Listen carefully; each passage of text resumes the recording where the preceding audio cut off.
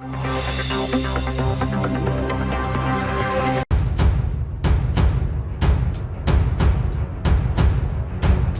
باشندوں کی پاکستانی لڑکیوں سے شادی کے معاملے پر ترجمان دفتر خارجہ کا موقف بھی سامنے آ گیا۔ ترجمان دفتر خارجہ ڈاکٹر محمد فیصل نے اپنے ایک بیان میں کہا کہ چینی باشندوں کی پاکستانی لڑکیوں سے شادی کے معاملے پر پاکستان اور چین کے متعلقہ حکام رابطے میں ہیں اور متاثرہ افراد کو انصاف دلانے کے لیے کوشاں ہیں۔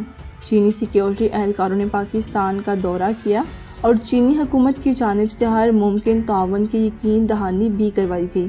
دفتر خارجہ اور پاکستانی سفارت خانہ صورتحال پر نظر رکھے ہوئے ہیں۔ دونوں ممالک کے حکام مجرموں کو کٹہرے میں لانے کے لیے پرعزم ہیں۔